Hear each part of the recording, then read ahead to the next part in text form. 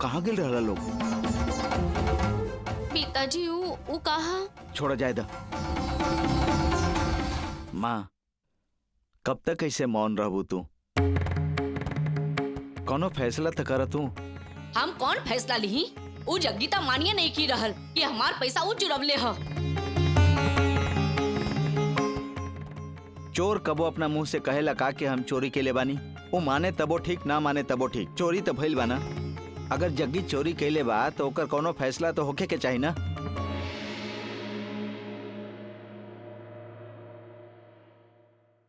आज के बाद जग्गी हमरा घर में ना आवे के चाहिए। अगर ओकरा अपन पत्नी से बात करे के बाद तो घर के बाहर बोला के बात करे।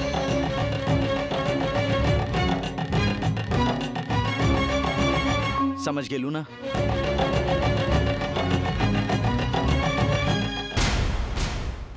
माँ तोहरे से पूछत बानी, फैसला सही बाना?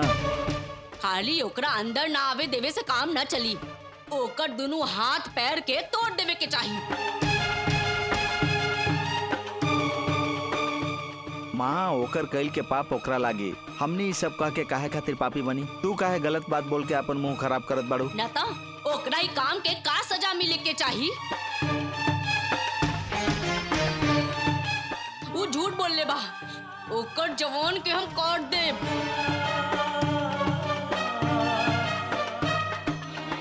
ओकर हमार भगवान के छुए के हिम्मत कैसे भइल? ओकरी गलती के सजा हम जाना तानी का देवे के बा। हम बताई बोकरा के। माँ अब अपनी गुस्सा छोड़ा। जग्गी के घर में नहीं आवे देवे के फैसला हो गई ना, अब ज्यादा बात मत बढ़ावा। सुनीता, सुनीता। हाँ जीजाजी।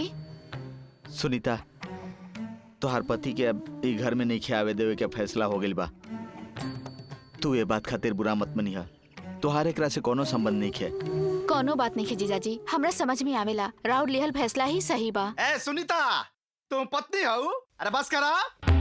का कलू तू हमरा पर रोक लगाईबू? हमरा पर केहू रोक न लगा सके। हम खुद अपना पर रोक लगा सकीला। हमरा यहाँ आवे के जरूरत नहीं है। बार बार तारा घरे आके अपन इज्जत गंवावे के शौक नहीं है। जौन हम नहीं किले ओकर आरोप काहे सही? भेजा हमार बीवी के। इतना सब कुछ भइला के बाद भी तू जिद कर रहल बाड़ा? तू अपन गलती माने खातिर तैयार नहीं खा?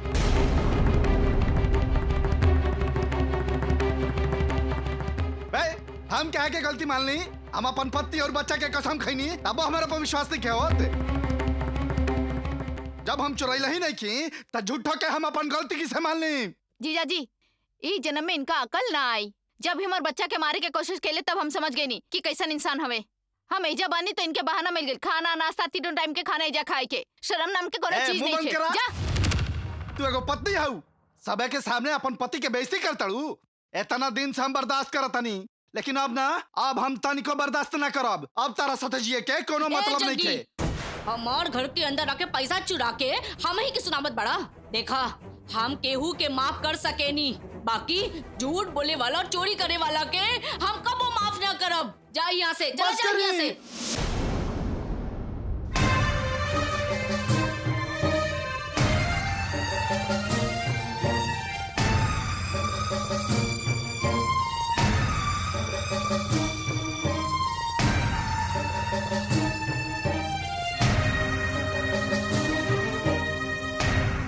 बहुते झगड़ा हो गइल।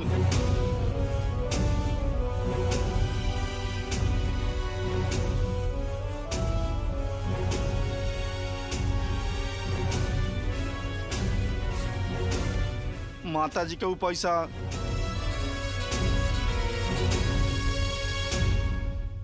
जग्गी जी ना।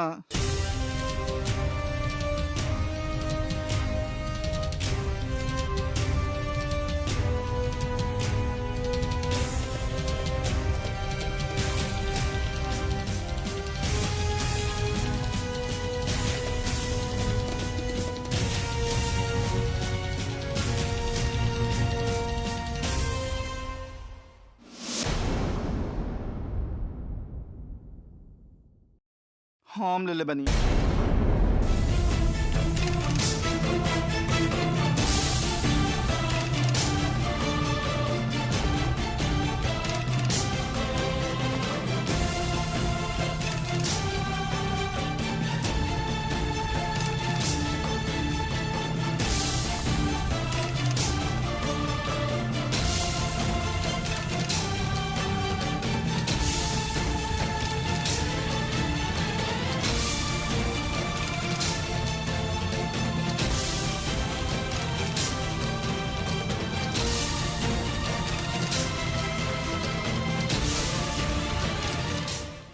गुरुदेव, राउर दिहल बूटी काम करी कि ना? ओकर व्रत खराब हो जाई ना? संशय नहीं के सूर्यांशु, निश्चित रूप से काम करी। हमार माँ हमरा के कबो धोखा ना दी हैं। अब बूटी काम करे शुरू कर देले बा। जब ओकर असर पूरा तरह से हो जाए, ओकरा बाद असली खेल शुरू होखी सूर्यांशु।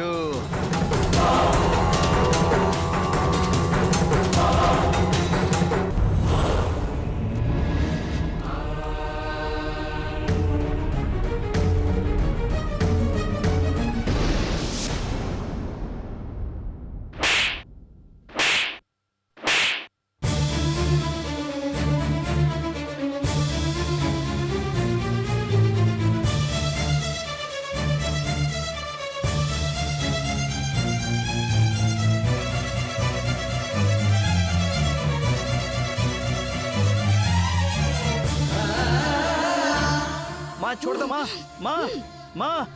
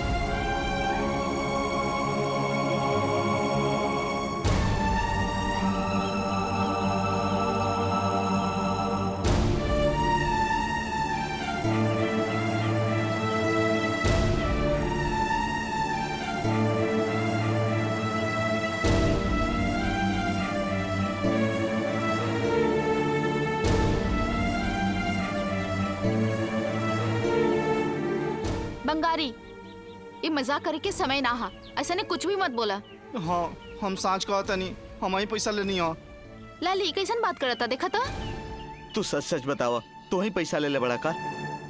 हाँ पापा, पैसा बंगारी ही ले बा।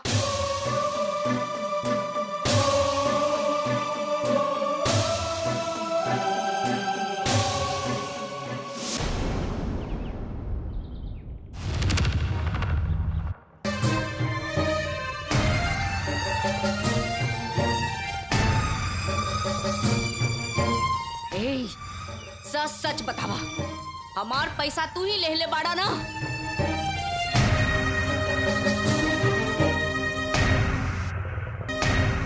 हाँ।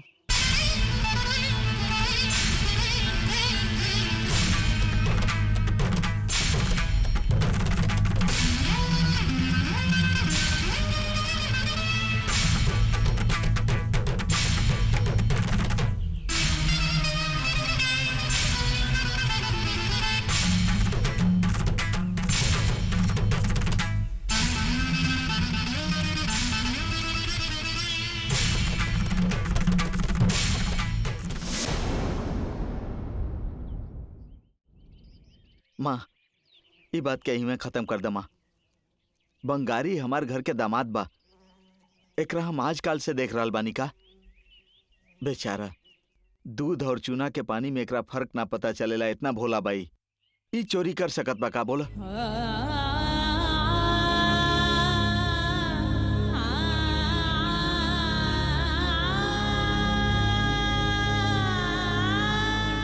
ई बाहर के कुत्ता के ले जाके सिंहासन पर बिठावा। ई बंगारी उहे लायक ह।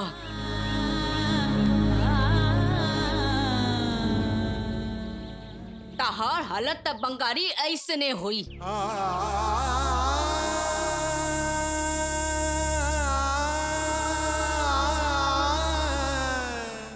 दादी ऐसन बात नहीं की।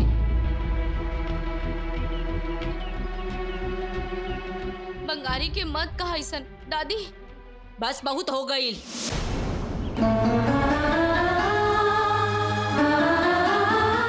पहले तहार कईल कारनामा घर में कम रहे का। जे अभी बंगारी के लेके आ गई लू।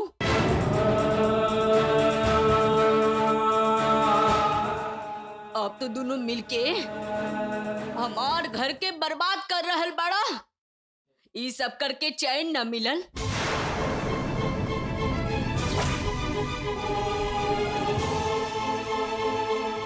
गलती करे वाला के सजा जरूर मिले के चाहिए।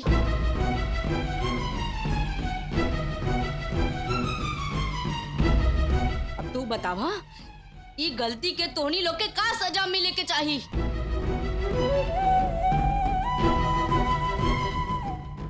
हम एक क्षण भी लाली के तोहरा साथ ना जाए दे। जा यहाँ से, जा यहाँ से, जा यहाँ से।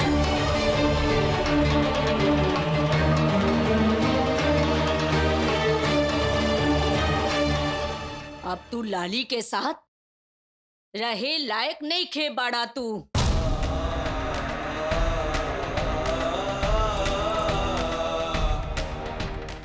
अब ताहार इहे सजा हा। चला जा यहाँ से, जा यहाँ से, जा यहाँ से।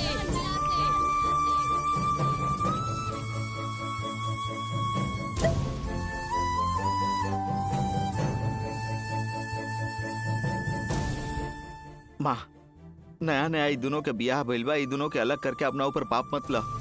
कोनो दूसर सजा दे दा माँ, लेकिन ई दोनों के दूर करे के पाप मत ला।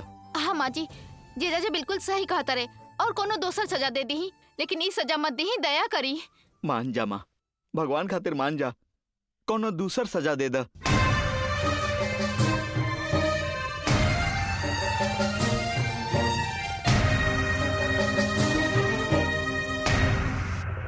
ठीक है शेखर, घर से बाहर जाए के सजा न दे।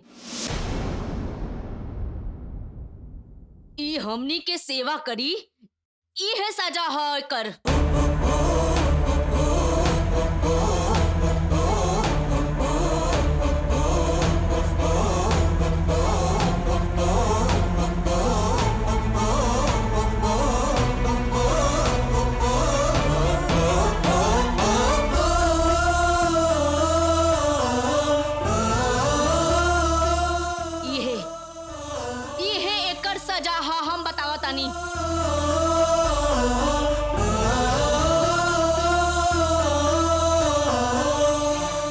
हम कहनी न शेखर, यह सजा है एकरा के देवे वाला।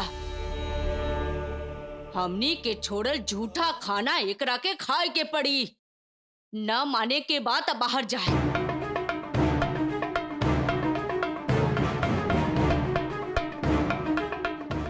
सुना, हमार बात ना माने का बात निकल जा।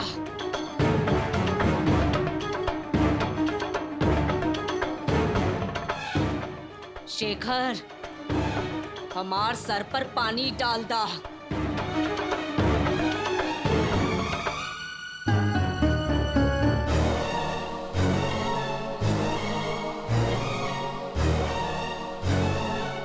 हम यहाँ से एकरा छू देनी है।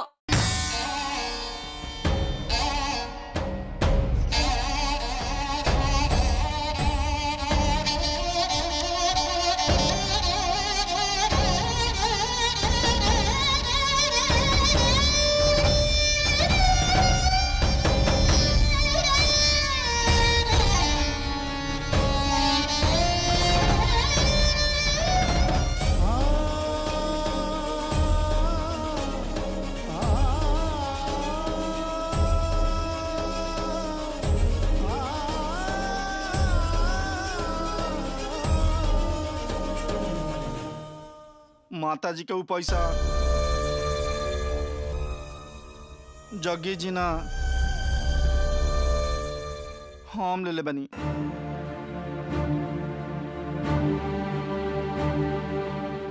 बंगारी ये मजाक करे के समय ना हा, असही कुछ भी मत बोला। हाँ हम सांच कहता नहीं, हम ही पैसा लेनी हो।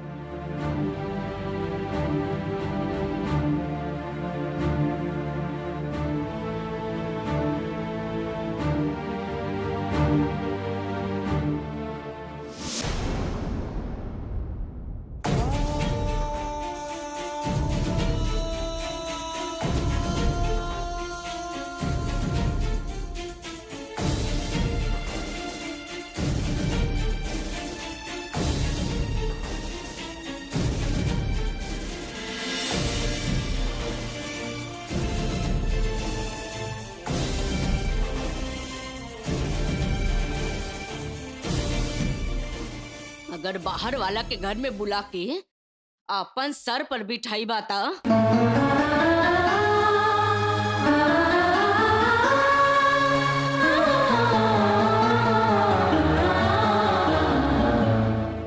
चप्पल के जगह घर के बाहर हो खेला, ओकरा अंदर लाके इज्जत ना देवे के चाहिए।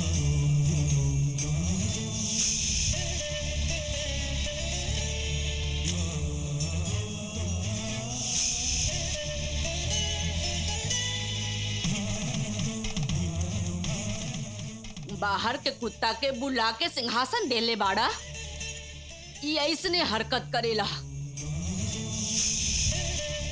ऐसने हालत हो गई बा ना बंगारी तोहर।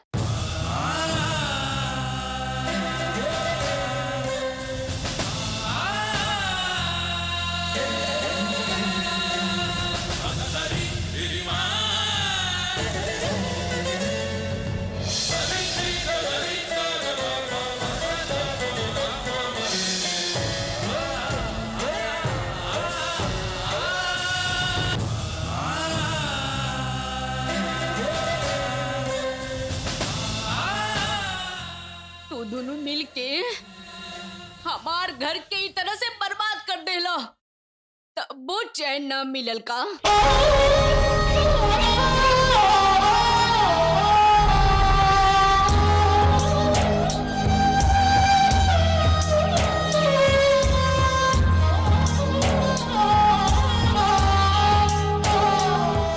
गलती करे वाला के सजा तो जरूर मिले के ही चाहिए।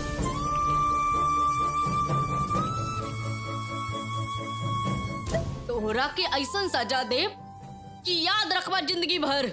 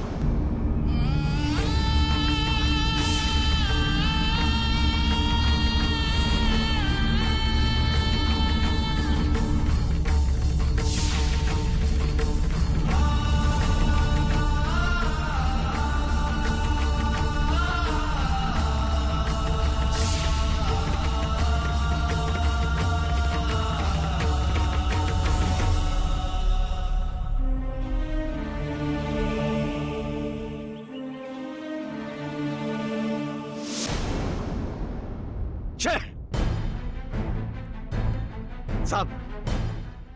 सब सत्यानाश हो गई वैजयंती। एक बार भी लाली और बंगारी जीत गईले। जैसे अकेले रहला पर हम हार से निराश हो जात रहनी, वैसे ही तू लोग के रहला पर भी कोनो फायदा ना भइल। तार बात के का मतलब बा? हमनी से तारा के कोनो मदद ना हो पाइल विरूपाक्ष। ये बात हमरा अलग से बोले के पड़ी का? हम तू लोग के काहे बोलोले रहनी? ताकि तू लोग हमार मदद कर सका और श्री चक्र हम हासिल कर सकी। लेकिन तू लोग का कैलू?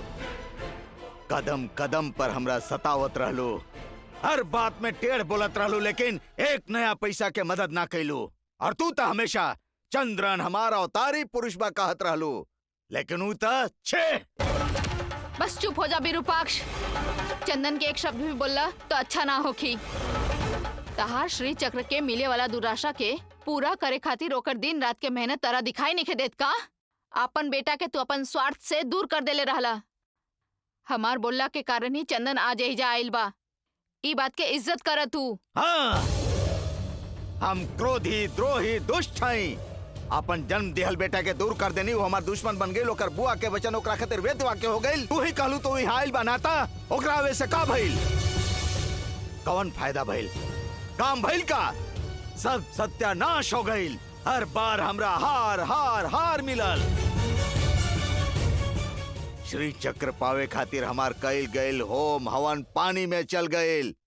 हर बार उ लाली और बंगारी के जीत हो रहल बा।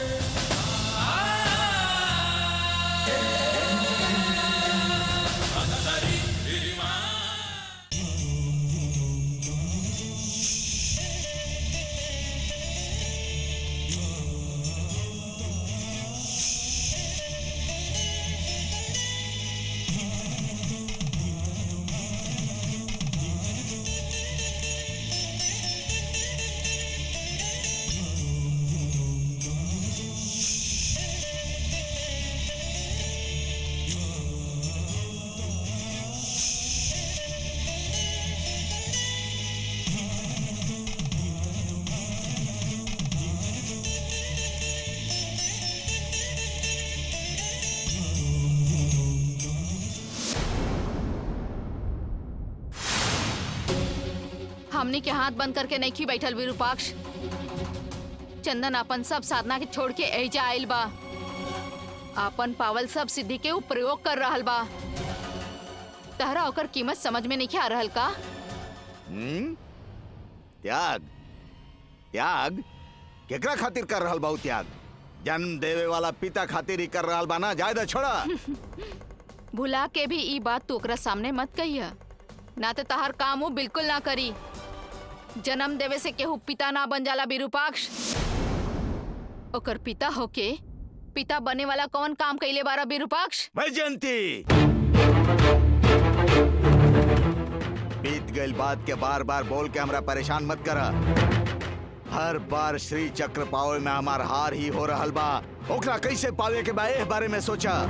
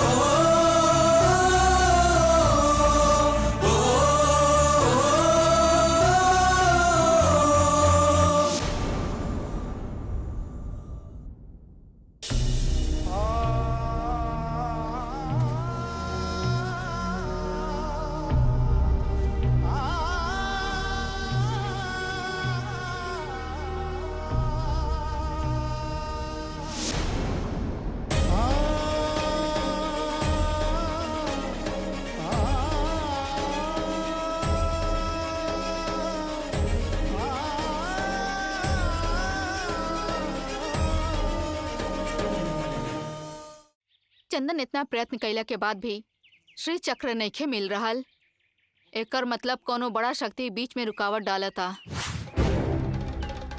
पहले वो अर्चन के निवारण करे के बारे में सोचा। बेकार के अपन बेटा के तू कुछ भी मत कहा। कहीं ना तक का करी बैजयंती, हमरा ई सब बात हताश कर रहल बा। उ घर बा कह के डरवावत बा, हिंसा कर रहल बा, ई सब चुभ रहल बा। हमरा तू बच्चा समझत बाड़ू का बैजयंती? इतना उम्र हो गई हमार, ए दुनिया से जाए से पहले एक बार, सिर्फ एक बार श्री चक्र के हाथ लगावल चाहत बानी। ऐसा ना भइल तो हमार जीवन के अर्थ ही निरर्थक हो जाई, निरर्थक हो जाई।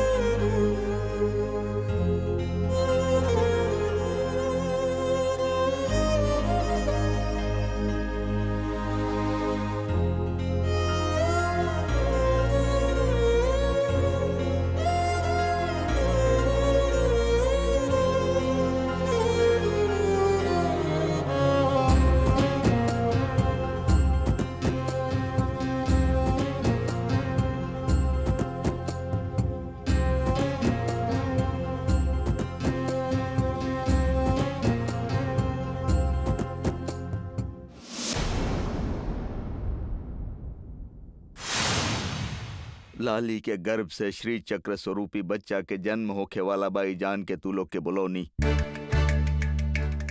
चंदन और लाली के शादी करा देव त श्री चक्र के सर्वाधिकार हम पाले भी आशा कैले रहनी। लेकिन लाली और चंदन के शादी ना हो पाए तब वो हार ना मननी।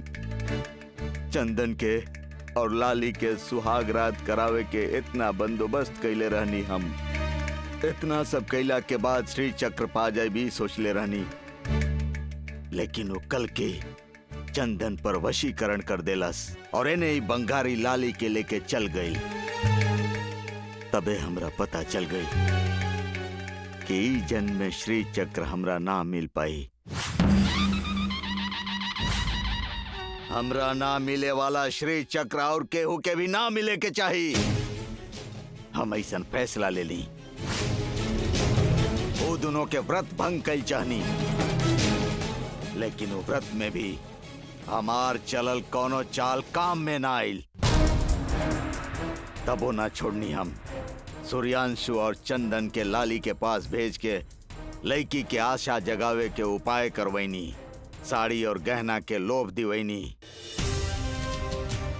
बंगारी के फंसावे के कोशिश कैनी। लेकिन वो बंगारी मर्यादा के चिंता ना करके हम चोरी कैले बानी मान लेलास। राज लक्ष्मी जी ओकरा जूठा पत्तल पर लोटे के सजा देली तो वो मान गई। इतना सब कुछ कैला के बाद हर हाल में वो अपना जगह टिकल बा।